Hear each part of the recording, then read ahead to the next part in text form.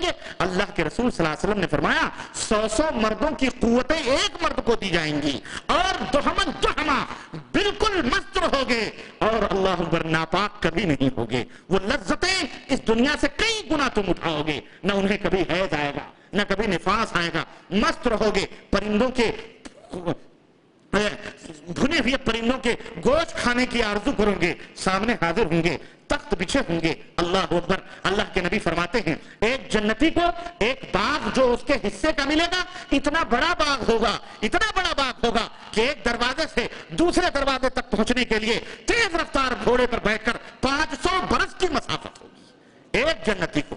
میں سوچنے لگا جہنم میں جب 999 جائیں گے اور جنت میں ایک جائے گا، اسی لیے جنت میں زیادہ ہی کشادگی رہے گی، اور جہنم کا حال کیا ہے؟ اللہ اکبر۔ پیغمبر اسلام فرماتے ہیں معراج کی شب میں جب جا گیا تو میں نے دیکھا کہ ایک تنور کے اندر مرد اور عورت ننگے کھچ کھچ کھچ کھچ کھچ کھچ کھچ کھچ ہر ایک باہر نکلنے کی کوشش کر رہا ہے، اور ایک دوسرے کی ٹانگیں ایک نیچے ہی کھینچ کھینچ کر کے سب لوگ اسی کے اندر چل رہے ہیں۔ میں نے جبریل سے پوچھا جبریل کون ہے یہ؟ کہنے لگے اے اللہ کے نبی یہ آپ کی امت کے زانی لوگ ہیں، یہ فاحشہ اور زانیہ عورتیں ہیں، زانی مرد ہیں۔ اللہ اکبر۔ یہ زنا کرنے والے مرد اور عورتیں ہیں جن کو اللہ نے عذاب دیا ہے۔ اے شراب پینے والوں، اے برائیاں کرنے والوں، اے فحاشیہ کرنے والوں، تمہارا معبود ابھی توبے کا دروازہ بند نہیں ہوا ہے، اللہ سے توبہ کرو اور اس جہنم سے توبہ کرو، اتنے گناہوں سے توبہ کرو۔ اللہ بخشنے والا ہے، اللہ معاف کرنے والا ہے۔ اللہ کے نبی فرماتے ہیں اللہ ایک بندے سے اپنا معبود حقیقی جو ہے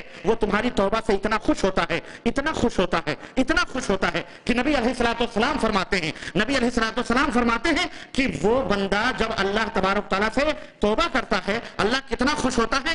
اس کی مثال سمجھو کہ ایک آدمی صحرا میں گیا اور اس نے اونٹنی کھو دی اور پھر موت کی تمنا لے کر تلاش کر کے بیچارہ سو گیا، اسی کے اوپر اس کا پانی ہے، کھانا ہے، سب کچھ ہے، اس کو کچھ نہیں، اب وہ موت کی آرزو میں سو گیا، لیکن نیند جب کھلی دوبارہ تو دیکھا اس کی اونٹنی اس کے پاس موجود ہے، کتنا خوش ہوگا وہ۔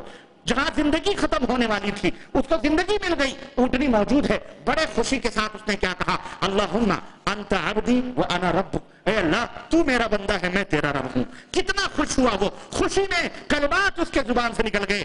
اس سے کہیں زیادہ اللہ تم سے خوش ہوتا ہے جب تم اپنے رب کے بارگاہ میں ہاتھ اٹھا کر کہتے ہو اے پاک پروردگار میں نے زنا کی ہے، میں توبہ کرتا ہوں، کتنا خوش ہوتا ہے۔ قل یا عبادی الذین اسرفوا علی انفسکم لا تقنطوا من رحمت اللہ، اے میرے نبی میرے بندوں سے کہہ دو کہ جنہوں نے اپنے نفسوں پر ظلم کر لیا ہے، شرک کیے ہو، بدعات کیے ہو، زنا کیے ہو، فحاشی کیے ہو، شراب پیے ہو، بے حیائی کیے ہو، غیبتیں کیے ہو، تمہارا معبود کہتا ہے لا تقنطوا من رحمت اللہ، اپنے معبود حقیقی کی رحمتوں سے نا امید نہ ہو۔ تمہارا معبود وہ ہے کہ تمہارے گناہوں کو نیکیوں میں بدل دیتا ہے۔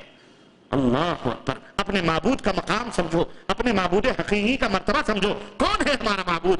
ہمارا معبود وہ ہے جس نے ہمیں ماں کے پیٹ میں 9 مہینے رکھا، کس نے کھانا کھلایا، کس نے پلایا، کس نے سانس دی، کس نے 9 مہینے پیدا ہوتے ہی 1000 2000 کے اخراجات بڑھ جاتے ہیں، لیکن وہی بچہ جب پیٹ کے اندر ہوتا ہے فری ہو کر کے سوتے ہو، پیدا ہوتے ہی اب اس کے دودھ کا انتظام کرو، اس کے کپڑے کا انتظام کرو، صابن کا انتظام کرو، علاج کا انتظام کرو، ٹیکے لگواؤ، ہزاروں روپے خرچ ہوتے ہیں، لیکن وہ مالک جب کسی اندر رکھتا ہے تو کتنی حفاظت سے رکھتا ہے، تصویریں بناتا ہے۔ هو الذی یصورکم فی الارحام کیف یشاء، اللہ فرماتا ہے تمہاری شکل و صورتیں کون بناتا ہے؟ یہ خود بخود نہیں بنتے۔ ان پاگلوں سے کہو جو کہتے ہیں دنیا خود بخود بن گئی ہے، ارے ظالموں ہم دیکھتے ہیں، ہم دیکھتے ہیں کاغذ اور قلم سے لکھتے ہیں، کاغذ اور قلم خود نہیں بنتے، گھڑی خود نہیں بنتی، جسموں کے لباس خود نہیں بنتے، بلکہ اس کو دیکھ کر ہم فیصلہ کرتے ہیں کہ یہ بلڈنگ دیکھ کر فیصلہ کرتے ہیں ضرور اس کو کسی نے بنایا ہوگا، کپڑے کو کسی نے سلا ہے،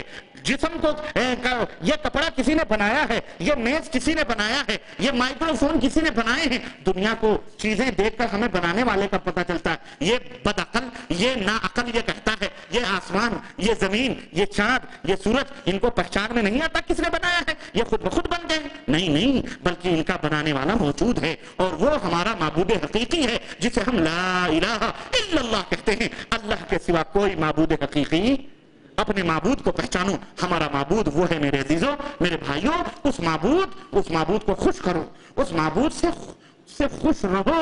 وہ اللہ کے نبی فرماتے ہیں کہ اللہ تعالیٰ فرماتا ہے کہ میرے بندے میرے بارے میں جیسا گمان رکھیں گے میں ان کے ساتھ ویسے ہی کروں گا. تو پھر برا گمان اللہ سے کیوں رکھتے ہو؟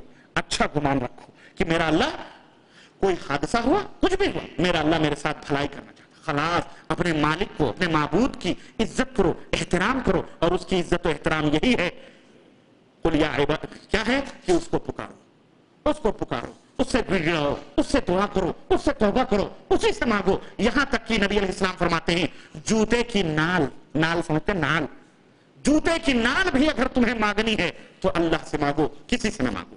اللہ ہم سب کو اپنے معبود، اپنی ذات، اپنے صفات، اپنی الوہیت، اپنی ربوبیت، اپنی رزاقیت، خلاقیت میں ہم سب کو شرک کرنے سے بچائے، اور پاک پروردگار ہمیں توحید کی دولت سے مالا مال فرمائے اور اپنی حقیقت کو سمجھنے کی توفیق عطا فرمائے. ہم کو اپنی صراط مستقیم پہ چلنے کی توفیق